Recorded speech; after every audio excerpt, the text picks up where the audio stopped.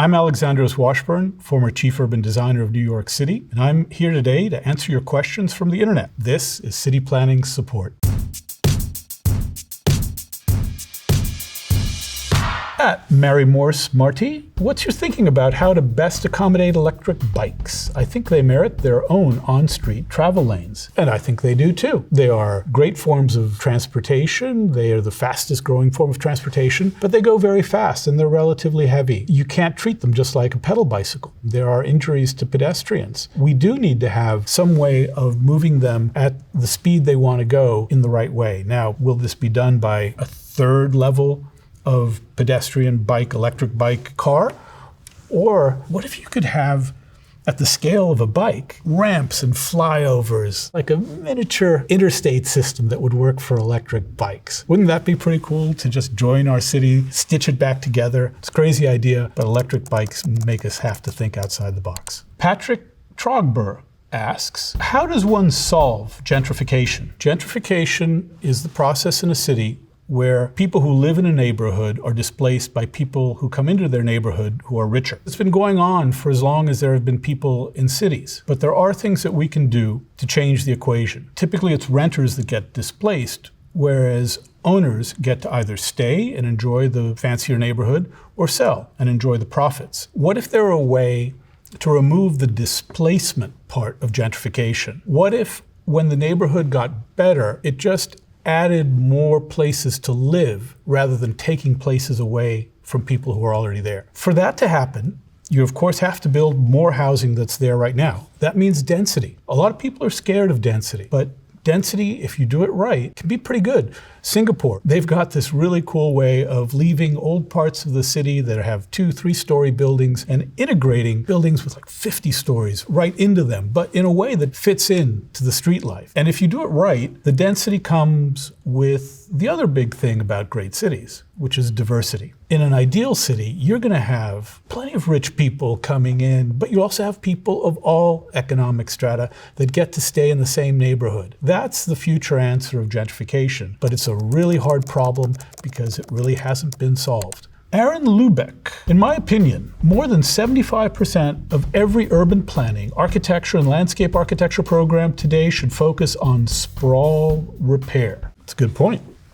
Most of us actually live in sprawl, in suburbs. So what is sprawl? Sprawl is expansion without thought. How do we change that? How do we get it to be the 15-minute city that the Parisians seem to be so good at? You essentially have to retrofit an environment that has been designed for cars in a way that makes economic sense and still functions. Old, disused malls now become mixed use. People build some housing, they turn them into a street. There's a great saying, if you want to build a great city, build a great street. In some of the newer higher end developments, like there's something called the Esplanade at Aventura in Miami, they've actually created a brand new pretend street in a shopping mall. It's not really a street that has cars or anything, or traffic, or any attempt to get you from here to there. It's just a place between two stores. It's actually physically quite pleasant to walk down there, but it drives you nuts because every store is playing their own music. If we can solve urban sprawl, maybe we can solve the problem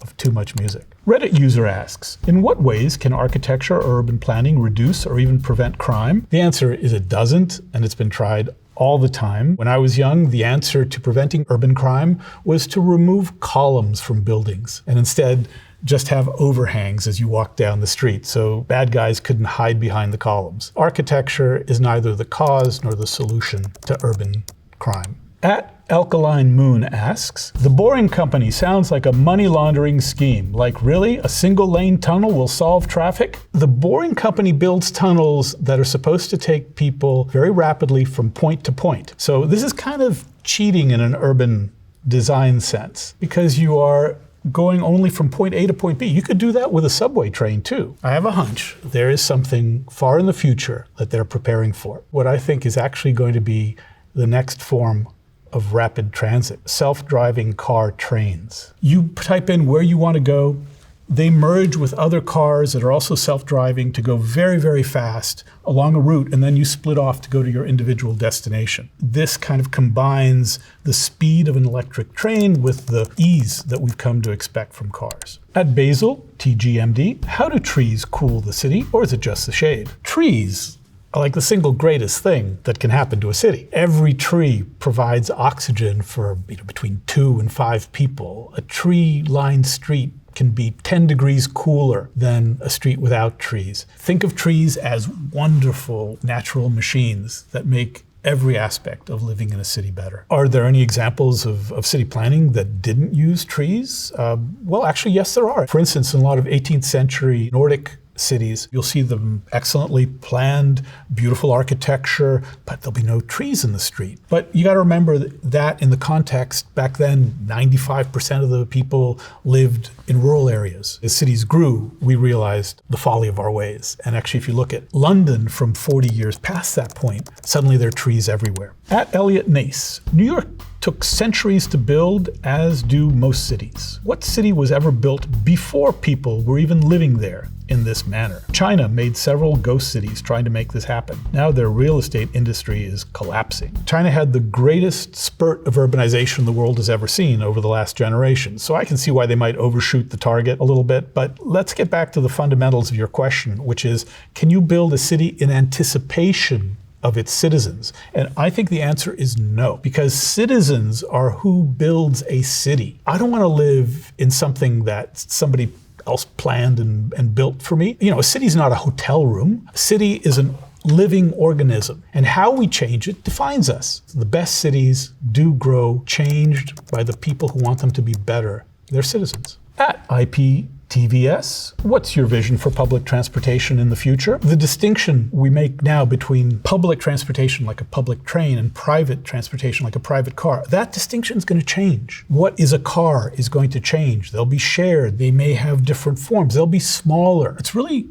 less self-driving than it is self-parking cars that is the immediate future. In a way that you can get in a self-driving car, but then it'll go park itself while you enjoy the place you are trying to get to. And you don't have to make room to store that car while you are enjoying the place. Imagine what that's going to do spatially to everywhere. Now suddenly you don't have to build parking right next to where you want to be. Let the car deal with it. Tiger Sagittarius 86 asks, 20 years on, was the big dig worth it? Yes, the big dig was very worth it, but what is the big dig? Those of you who love Boston because it was planned by cows back in the 17th century, in the 20th century, some transportation planners built giant highways, interstates that just cut right across that gentle fabric of the city. They really screwed up the neighborhoods on either side. In the later part of the century, somebody came up with an idea, hey, let's take that highway that's cutting Boston in two, and let's put it underground. Let's dig a tunnel. They called it the Big Dig. And it's worked. Yes, traffic still gets around at the capacities of the interstate, but on top, you now have some new parks, you have some new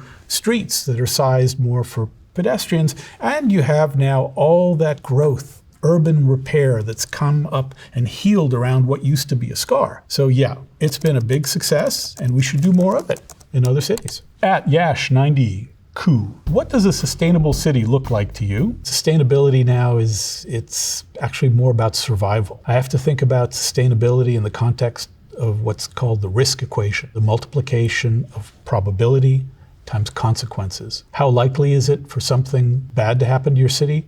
And if it does happen, how much of your city will it affect? We're seeing this every day with weather events that are hitting cities around the world. Now, a sustainable city has got to be a resilient city. It's got to be a city that can survive before it can thrive. Nine Virtues asks, can someone explain to me why taxpayers have to pay for stadiums? The reason why cities use taxpayer monies to fund stadiums is to increase business in a city and therefore increase taxes that come back. Say there's a part of the city that needs help, it needs an upgrade. And a stadium downtown will be able to attract 20, 30,000 people 200 nights a year. They want to spend money, they want to have a good time. That generates growth immediately around it. And it can work. Washington, D.C. did something very successful like that in its downtown. Let's look at the other end of the spectrum. Let's say you give somebody $1 billion to build a football stadium, which is only used 12 days out of the year. And you don't put that stadium right downtown in a neighborhood where people can build shops and restaurants. You put it out and surround it with a giant parking lot. That's not a good investment. That's not really bringing a lot of money. Like anything else in real estate, it's location, location, location. And cities better keep that in mind before they write the next check. At Diet Dr. Dazzle, whatever happened to the Hyperloop? The Hyperloop, well, that is merely the current incarnation of something that I've been following a long time called magnetic levitation transportation, Maglev. A Hyperloop is a train that travels in a vacuum, which is contained in a tube, but it travels on a magnetic cushion. I don't know how it's going to do in the long run, but don't throw the baby out with the bathwater. Magnetic levitation can get things moving very fast with very smooth rides and very little energy per person. The only one that's been built and is functioning on a daily basis is in Shanghai, going from the airport to a downtown subway stop. It is amazing. You're traveling 300 kilometers an hour and you don't feel a thing. It combines the kind of hyper-local ability to stop that a subway has with the speeds practically of an airliner. Imagine combining those two, what you can do in terms of linking a city or several cities together. It's pretty powerful. J1000C, does the Los Angeles River or other similar rivers have to be concrete for flood control? The answer is duh, no, of course not. And who came up with this idea in the first place? These are some of the legacies that we are living through in cities from this kind of 1950s, say, orgy of hard engineering. There is a big project turning it more park-like and using it as a corridor. That's a good thing. But there's a lot of work to it. It's a big river. And unfortunately, its design was replicated all over the world. Even in Athens, Greece, one of the most beautiful rivers of antiquity, the Ilissos, was turned into a concrete ditch. And then to add insult to injury, a highway was built on top of it. No, no, no, no. If you want to control floods, you leave room for the water to flood. The Chinese call it a sponge city. People in Brazil, where they had those horrible floods recently, are coming up with these great ways of figuring out where water would go and then turning that area into a park. Parks can flood. Temporarily, the water goes back down eventually. So no, do not make your river concrete. Make your river part of an incredible park system that on the day it floods will save you, but on the day it doesn't flood will delight you. Hey, at Super Maurice, is there a reason buildings can't have a wind gauge type of windmill or even some form of those spinning road signs to generate power? Use a combination of those and solar? That's a question we asked ourselves back at the Department of City Planning. How could we change zoning restrictions and regulations to promote buildings generating their own power? Solar was a good one. Yeah, we figured out how to do that. But then we thought about these windmills or turbines, urban turbine. What happens if you put a bunch of spinning windmills on top of buildings? We found out pretty quickly from our public outreach. What happens is you get you get squeaky. Unfortunately, we really weren't able to get much enthusiasm for windmills at the scale of an individual building. At our bike lane NYC, can we nix parking on some streets and nix some streets on some streets and turn them into housing with bike lane and pedestrian access, like the Superblocks they have in Barcelona? The Barcelona Superblocks that they're referring to is the beautiful city in Spain, Barcelona, known for its wonderful urbanism, has decided to take some blocks and bring them together so that the streets don't divide up every block. I'd like to think about this question from a different point of view. How would it be if we had a street that was different from another street right next to it? Makes me think of something I've always wanted to see in a city, which I'll call it the Tartan grid. The Tartan grid is the plaid pattern that Scottish people wear on their kilts. What if we had a grid system in a city that one street was just like the streets we have now, but the next street over changed the mix? The car lane was really narrow, but the bike lanes were really big, and the pedestrians were even bigger. And then you go to the next street over, and you change the mix again. Maybe we have a lane for an electric bike, and then go back and repeat the pattern by going back to the normal street. Now, if you do that, you're going to get all the benefits of different transportation balances. Let's say you're a truck driver, you're going to want that car street. But if you're a bicyclist, you're going to want that other one. If your kids are going to school, you're going to want them to take that third one. But they all go generally to the same place. So you get the benefit of the network that a grid gives you, but you get the choice of experience this different type of street gives to you.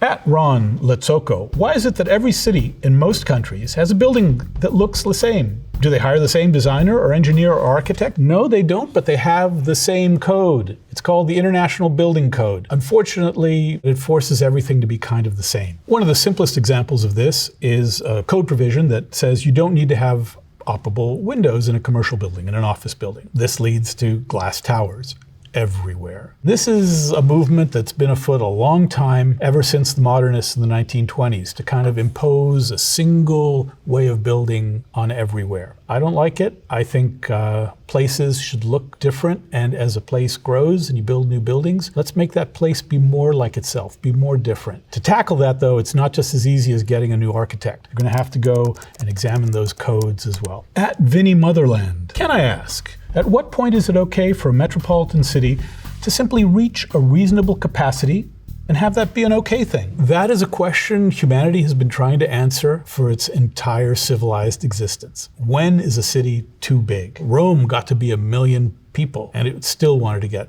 bigger. Tokyo today has 30 million people, biggest city in the world. It doesn't seem like there are any limits, maybe. I think there are. But those limits don't happen at what we call the city scale. Those limits really have to do with neighborhoods. What is the largest that a neighborhood can get and still be viable and pleasant? And then how can you stitch those neighborhoods together to create a great city? Brandon White asks, how do most urban planners feel about favelas? Favelas are areas, let's say in Brazil, that are haphazardly built, that are in a city but aren't really hooked up to a city. Many people look at them as places of crime, places to be avoided, but they're not. They are really part of the city, and they have their own form of organization. I think that the right way to think about favelas is to look at them as one end of the urban spectrum compared to the other end of this urban spectrum, say a fancy shopping street. Sao Paulo is sort of the king of cities in terms of the biggest favelas and the most sophisticated streets, and people don't actually interact as much as they should. I think if people went to favelas more, and people from favelas went to the shopping, as they call them, you would start building that social trust that would let people see that cities can look different and yet still be the same. At Cycles 6 Mile, nearly a third of downtown Detroit is parking. Perhaps just one more parking lot will fix it? Yeah, just one more parking lot. We had a bunch of walkable cities in America. In the 50s, people started tearing down the buildings and building parking lots. It was like a disease, practically. If you looked at an aerial picture of downtown Detroit in 1965, you'd think like, oh, was this bombed? It was a pretty noxious cocktail of people leaving for the suburbs, and then policies meant to redevelop downtown. You almost got government cheering people on, working the tax codes so that they would tear down their building in the hopes of some kind of Renaissance center that Detroit built relatively unsuccessfully back in the day. They were meant to revitalize an area, but no. They didn't. So Detroit has clawed its way back, and it's a great success story, but it's not because of the parking lot. It's because of the people moving to Detroit with a vision of what it can be tomorrow. Young people,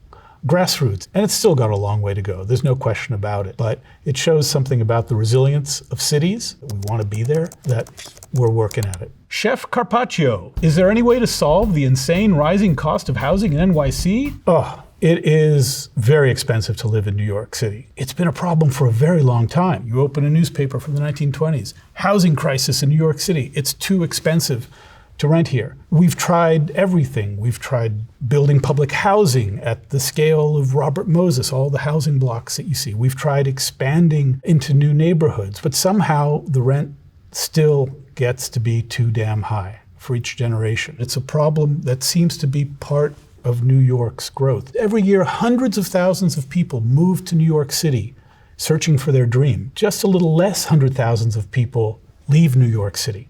They've had enough. That's actually very healthy for a city if it can continue growing. Now, New York has historically had other problems which we have solved. Probably my favorite is the crisis problem of 1910, which was there is too much horse manure in New York City. If we can solve that one, I guess there's always hope. RR 913. How are you feeling about the shelving of the congestion pricing plan? One word.